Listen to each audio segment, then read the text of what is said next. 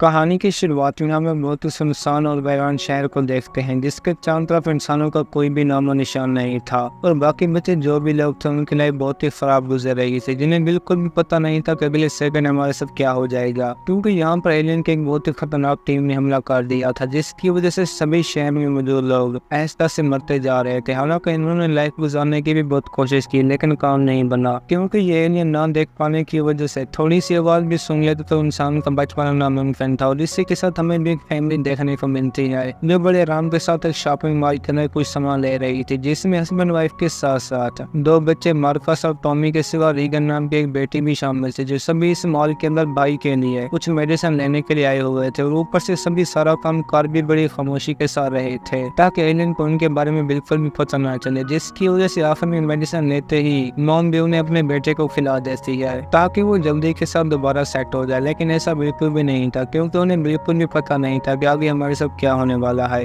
जहाँ पर टॉमी अपने सामने एक खिलौना देखते ही उसे उठाने के चक्कर में नीचे गिरा देता है, जिसको रेगन ने पकड़ तो लिया ही था लेकिन टॉमी भी बच्चा होने की वजह से तो से बाज नहीं आता, जिसने अब तो उसके अंदर बैटरी भी लगा दी थी, जो देखते फादर भी उसी वक्त डर के मारे टॉमी से खिलौना लेने के बाद बैटरी बाहर निकाल लेता है, जिन्हें अब इतना तो मालूम भी हो गया था कि हमारे जाने का टाइम आ गया है, जिसकी वजह से एक साथ आराम से आगे घर की तरफ जाने लगते हैं जो था भी बहुत ही दूर। लेकिन इन्होंने भी अपने रास्ते में शोर न होने की वजह से मिट्टी डाल दी थी ताकि एलियन को इनकी आहट का भी पता ना चले, जिसकी वजह से आगे जाते वक्त अब टॉम ने भी दोबारा से खिलौना उठा लिया था, जिसकी खबर उसकी मॉम और डैड को बिल्कुल भी नहीं थी, जो सभी उस वक्त बड़े आराम के साथ घर की तरफ बढ़ रहे थे। और इसी के साथ उन्हें रास्ते में एक ब्रिज को भी पार करना था, जिसके ऊपर जाने से पहले टॉमी ने भी खिलौने के अंदर बैटरी डालकर साग लगा दिया था। और इस सब के बाद आप तो जानते ही हैं, जिसे एलियन सुनते ही बड़ी तेजी के साथ इसी की तरफ जाने लगता है। हालांकि रुकता तो सैम भी नहीं, जो किसी भी हाल में अपने बच्चे को उसके हाथों बचाना चाहता था, लेकिन स्पीड कम होने की वजह से एलियन उसी वक्त टॉम को मार देता है। और हमें भी इस सब के बाद ढेर साल आगे की कहानी दिखाई जाती है, जहाँ पर रेगन भी कुछ बड़ी होने के साथ साथ मिट्टी पर लेटी हुई थी, जिसके बाद अपने भाई के बारे में सोचते ही जाकर मॉम के साथ इशारों में बातें करने लगती है, क्योंकि यहाँ पर बात करना मना था वरना जान जाएगी। और ये आए भी यहाँ पर कपड़े लेने के लिए थे, जिसकी वजह से अब सैम ने भी अपने घर के चारों तरफ कैमरास फिट कर दिए थे ताकि उन्हें एलियन के आने से पहले हर चीज का पता चल जाए। और अब तो सैम ने उनके बारे में बहुत सारी जानकारी भी निकाल रखी थी, जिनकी आंखों के ना आने के साथ साथ सैम और भी कमजोरों की तलाश में था, लेकिन उसे इतना भी मालूम था कि हमारे आसपास सिर्फ 3 एलियन ही भटक रहे हैं, इसीलिए हर कदम पर एहतियात करनी होगी। और ऊपर से ये रेडियो के साथ बाहर रब्ता करने की भी बहुत कोशिश करता है, लेकिन कोई भी कामयाबी नहीं मिलती, क्योंकि लोग जिंदा होते तभी बात हो पाती है। लोगों के ना होने पर इस तरह ये होना था, जिनकी दूसरी साइड पर मार्कस भी अपनी गाड़ी की कमी पूरी करने के लिए बस माइंड में सोचकर उसे चलाने लगता है ताकि बोरिंग टाइम आसानी के साथ गुजर जाए। और आखिर में अपने फादर को सामने देखते ही गाड़ी से बाहर निकलकर मॉम के पास पहुंच जाता है, जो अब प्रेग्नेंट थी, और इसी के साथ अपने नए आने वाले बच्चे की तैयारियों में लगी हुई थी ताकि वो भी पैदा होने के बाद शोर न मचाए,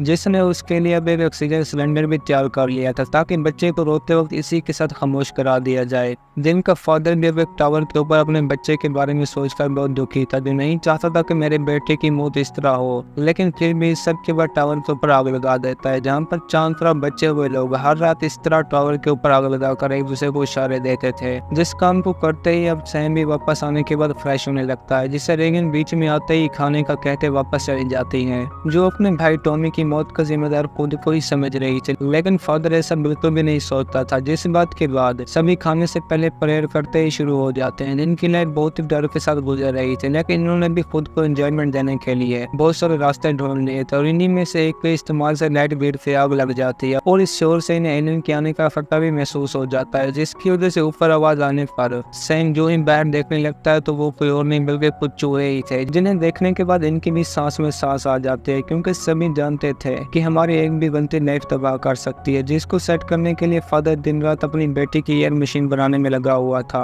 क्योंकि रेगन बचपन से ही कुछ सुन और बोल नहीं पाती थी, और इसी वजह से उसने एक और मशीन भी बना ली थी ताकि रेगन को आवाज की कुछ फ्रीक्वेंसी महसूस हो, जिसके पास बीच में वैली आते ही प्यार करना शुरू कर देती है। और ऊपर से उसने कानून में म्यूजिक भी लगा रखा था, जिसको सुनते वो सैम को भी अपने साथ डांस में लगा देती है। और कई दिनों के बाद इनकी ये रात बहुत ही प्यार भरी गुजरती है, जिसे गुजारते सैम भी सुबह होते अपने रास्ते पर मिट्टी डालने लगता है ताकि वो और भी ज्यादा एहतियात से काम कर सकें। जबकि दूसरी तरफ वेली अपने बच्चे का टेस्ट करने में लगी हुई थी, जो बिल्कुल ही नॉर्मल होने के साथ साथ हेल्दी भी था। और रेगन भी उसी टाइम बड़ी चालाकी के साथ फादर के रूम में जाने लगती है, जो बस स्टेयर को पार ही करने वाली थी कि बीच में उसे फादर रोक लेता है, क्योंकि वो बिल्कुल भी नहीं चाहते थे कि मेरी बेटी इस रूम में जाए। और ऊपर से थोड़ी आवाज भी उनके लिए जानलेवा थी, जिसके बारे में समझाने के बाद वो रेगन को एक और मशीन के बारे में भी बताने लगता है, जिसे लेने से उसने फौरन ही इनकार कर दिया था, क्योंकि वो जानते थे कि हर बार की तरह इस बार भी ये कुछ काम नहीं करेगी। लेकिन फादर ने उसे बता दिया था कि मैं कभी भी हार नहीं मानूंगा। और यही सब कुछ कहने के बाद रेगन के हाथों में मशीन देते ही वहाँ से चला जाता है, जबकि मॉम इस वक्त मार्कस को पढ़ाने में लगी हुई थी ताकि उसे भी लाइफ के बारे में कुछ जानकारी मिल जाए, जिसकी वजह से मार्कस भी बहुत हैप्पी था। लेकिन बीच में अपने फादर को सामने देखते ही बहुत गुस्से में आ जाता है, जो इस टाइम खाने के लिए मछलियां पकड़ने जा रहे थे।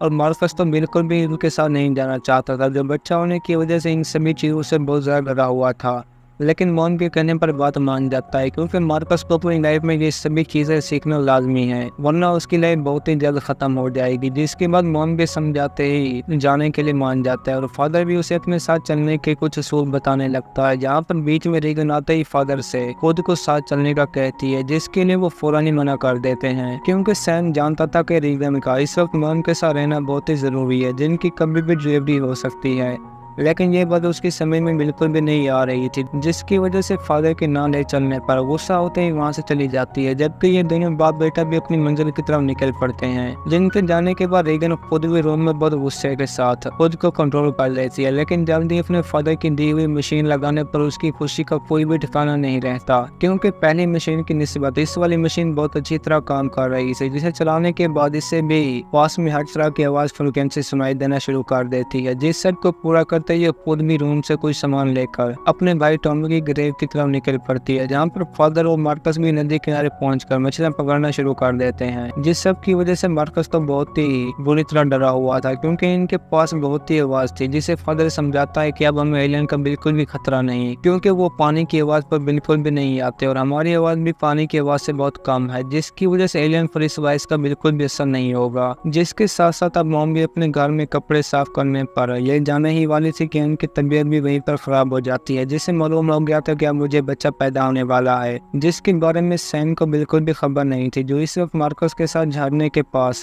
आवाजें पैदा कर रहा था। लेकिन अब एलियन बिल्कुल भी नहीं आ रहे थे, और इस सब की वजह से मार्कस खुद भी जी भरकर शोर मचाने लगता है। और अब तो उसने फादर के साथ बातें भी करना शुरू कर दी थी, जो पूरी कहानी में पहली बार था। और हम भी इसी टाइम इन्हें इशारों के अलावा बातें करता देखते हैं, जो रेगन के बारे में बात कर रहे थे कि वो अपने फादर से इस बात पर बहुत शर्मिंदा है कि टॉमी की जान मेरी वजह से गई, क्योंकि उसे खिलौना देने वाली भी रेगन ही थी। जिसको सुनकर सैम भी हैरान हो जाता है, क्योंकि वो बिल्कुल भी ऐसा नहीं सोचता था, क्योंकि जो कुछ होना था वो हो गया। जिसकी दूसरी साइड पर अब रेगन खुद भी भाई की ग्रेव के पास पहुंच गई थी, जहाँ पर नीचे बैठने के बाद ये खुद भी खिलौने की वाइस वाली वायर काटने के बाद उसी के पास लाइट जलाकर रख देती है, ताकि उसकी आत्मा को सुकून हो, और इसे भी बैठे बैठे वहीं पर नींद आ जाती है, जिसकी खबर सैम और वेली को बिल्कुल भी नहीं थी, जिसे अब भी अपने बच्चे की याद बहुत बुरी तरह रुला रही थी। जिस सब के बारे में बातें करते ये दोनों भी वापस आने के बाद एक के साथ बातें कर ही रहे थे कि उसी वक्त सैम अपने सामने एक बूढ़े को देखकर रुक जाता है, जो पहले से ही अपनी वाइफ के मार जाने पर बहुत दुखी था। लेकिन सैम फिर भी उसे खामोश रहने का कहता है ताकि उनकी जान तो बच जाए। लेकिन बूढ़ा भी पूरी तरह से पागल आदमी था, जो सैम के मना करने के बावजूद भी नहीं रुकता, और एक जोरदार चीन के साथ एलियन ने भी सैम और मार्कस के स्टोव बुझाने के बाद इसका काम तमाम कर दिया था, जिससे मार्कस भी बहुत ज्यादा डरा हुआ था। लेकिन सैम की वजह से दोनों की जान बच जाती है, और ऊपर से वैली की हालत भी बहुत तेजी के साथ खराब होती जा रही थी, क्योंकि ये टाइम भी उसकी डिलीवरी का था, जिसकी वजह से खुद को रोकने की भी बहुत कोशिश करती है, लेकिन काम नहीं बनता,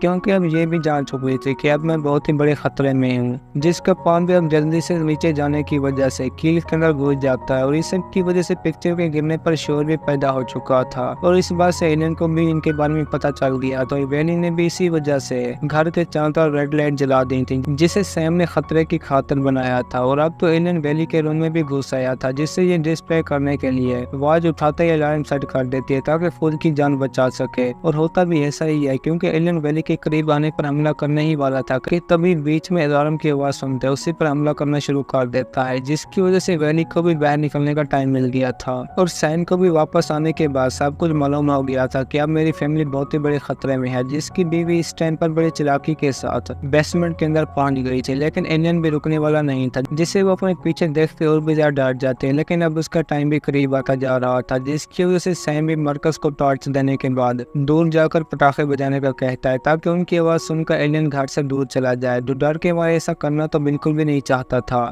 लेकिन अपनी मां की खातिर बात मानकर आगे की तरफ निकल पड़ता है, जहाँ पर वेली भी बच्चे को पैदा करने के लिए एक टब के अंदर बैठ गई थी, जहाँ पर एलियन भी पहले से ही मौजूद था। लेकिन मार्कस के पटाखे जलाने की वजह से एलियन उसी की आवाज सुनकर बाहर की तरफ निकल पड़ता है और वेली भी इन्हीं की आवाज के बीच अपने बच्चे को जन्म दे देती है, जिसकी खबर नींद से जागने के बाद रेगन को भी मिल चुकी थी, जिसकी वजह से बिना टाइम वेस्ट के घर की तरफ निकल पड़ती है। और सैम भी बाथटब में खून देखकर बुरा डर जाता है, जो इस वक्त अपनी बीवी को मरा हुआ समझ रहा था, लेकिन ऐसा था बिल्कुल भी नहीं। जिसे आखिर में जिंदा देखते इसकी खुशी का भी कोई ठिकाना नहीं था और इसकी सांस में भी सांस आ जाती है। और ऊपर से मार्कस खुद भी वापस आते वक्त रास्ते में डर जाता है और अब तो वो जा भी बिल्कुल खेत के अंदर ही रहा था, जिसकी वजह से रास्ते में एक बॉक्स के साथ टकराते ही वहीं पर बेहोश हो जाता है। हालांकि सैम के लिए भी अब इससे बड़ी प्रॉब्लम थी, जो अपने नए बच्चे को बोलता देखते ही ऑक्सीजन मास्क पहना देता है ताकि उसका आवाज बाहर ना पहुंच सके। और इस बार तो ये उसे पूरी तरह बॉक्स में लॉक कर देता है, जिसके बाद रेगन भी घर आते वक्त भाई की टॉर्च देखकर बहुत ज्यादा डर जाती है, जिसे बिल्कुल भी पता नहीं था कि मेरे पीछे भी इसी टाइम एक एलियन मौजूद है, जो रीगन की एयर मशीन से निकलने वाली वॉइस सुनते ही वहां से भाग जाता है। और अब तो वेली भी जागने के बाद सैम के साथ बातों में लग जाती है, जिससे अपने बच्चों की बहुत ही फिक्र थी। और इस रूम में चारों तरफ पेपर लगे होने की वजह से एलियन आवाज भी नहीं सुन सकता था, जिसकी वजह से वो हर हाल में अपने दोनों बच्चों को ढूंढने का कहती है। और सैम भी इस सब के बाद वेली को वही बच्चे के साथ रूम में छोड़े खुद बाहर पहुंच जाता है, जिसकी बेटी रीगन ने भी अपने भाई को ढूंढ लिया था। जो दोनों अब एक दूसरे के साथ मिलते बहुत ही खुश थे, जबकि फादर भी रूम के करीब पानी देखने के बावजूद आगे बढ़ना शुरू कर देता है। और बच्चों ने भी सिग्नल के लिए टावर के ऊपर आग जला दी थी, जो थी तो बहुत ही कम, लेकिन दूसरी तरफ कोई भी सिग्नल नहीं मिल रहा था, जिसका मतलब बाकी सभी डेड। और ये भी उसी वक्त अपने डैड के पास जाने का सोच रहे थे, जिसके लिए मार्कस तो बिल्कुल भी राजी नहीं था, लेकिन रेगन जिद कर रही थी, जो उसी वक्त बातों के दौरान उसी टावर के अंदर मक्के के अंदर गिर जाता है। जबकि दूसरी तरफ मां खुद भी नींद से जागने के बाद रूम में पानी देखकर बहुत डरी हुई थी, क्योंकि एलियन भी अब उन्हीं के उसी रूम में मौजूद था, जिससे बच्चे के करीब आकर देखते वो और भी ज्यादा डर जाती है, जिसकी वजह से बच्चे को बचाने के लिए वेली करीब जाते ही बच्चे को उठा लेती है। और एलियन भी उसे महसूस करने ही वाला था कि बीच में टावर से बच्चों की आवाज सुन के उन्हीं की तरफ चला जाता है, जिसके बारे में अब सैम को भी पता चल गया था, क्योंकि मार्कस खुद भी मक्के के अंदर घुसता चला जा रहा था, जिसकी वजह से डोर गिरने पर रेगन भी उसे अपने भाई को बचाने के लिए जंप लगा देती है, ताकि भाई की जान बचा सके। जो दोनों अब बड़ी मुश्किल के साथ डोर को पकड़कर बैठने ही वाले थे कि ऊपर एलियन भी अंदर पहुंच गया था, जिसकी वजह से इन्हें भी डोर अपने ऊपर डालना पड़ता है। लेकिन इस बार भी एलियन रेगन की मशीन से निकलने वाली आवाज सुनकर बड़ी मुश्किल के साथ बाहर निकल जाता है, जैसे यही वे भी उनकी कमजोरी है। और दोनों अब बाहर आने के बाद फादर से मिलकर थे भी बहुत खुश, जिन्हें मॉम बाहर कैमरा की मदद से देख रही थी। लेकिन मसला अब भी खत्म नहीं हुआ था, जब बीच में एलियन की आवाज सुनकर दोबारा बच्चों को ट्रक के अंदर जाने का कहता है और खुद बाहर ही रुक जाता है। और अब तो एक्स उठाने के चक्कर में एलियन ने इसे भी बहुत बुरी तरह जख्मी कर दिया था, जिसके बाद की बारी थी बच्चों की, जो उन्हें बस मारने ही वाला था कि बीच में सैम हिम्मत करते रीगन को बता देता है कि मैं तुमसे बहुत ही प्यार करता हूँ और हमेशा करता ही रहूंगा, जिसके बाद बच्चों को बचाने के लिए चीखते ही खुद की जान दे देता है। और बच्चे भी इस सब के बाद भागते भागते अपनी मॉम के गले लग जाते हैं, जो इन्हें ले भी अपने डैड के रूम में जाती है, जहाँ पर फादर की एलियन के ऊपर हर तरह की जानकारी मौजूद थे, जिनकी कमजोरी के बारे में ही बस जानना था। और इस के बारे में रीगन को भी पता चल गया था कि इनकी कमजोरी बस वॉइस वेव है, जिसके बाद एक एलियन के अंदर आने पर ये उसका इस्तेमाल करते वाजे भी कर देती है, जिसकी वजह से एलियन को बहुत ही तकलीफ हो रही थी और वो उसी की वजह से नीचे गिर भी जाता है। लेकिन अब तो रीगन ने मशीन को माइक के अंदर भी लगा रखा था, जिसके बाद दोबारा आने पर मॉम सामने से उसे फायर करते ही काम तमाम कर देती है। जिस सब के बाद अब कैमरा की मदद से बाहर देखने पर दो और एलियन भी इन्हीं की तरफ बड़ी तेजी के साथ बढ़ रहे थे, जिनको इस तरीके के साथ मारने के लिए ये माँ बेटी भी तैयार हो जाती हैं। और इसी के साथ हमारी भी आज की ये कहानी खत्म होती है। दोस्तों, अगर आपको हमारी कहानी पसंद आई हो तो वीडियो को लाइक और चैनल को सब्सक्राइब जरूर कीजिए।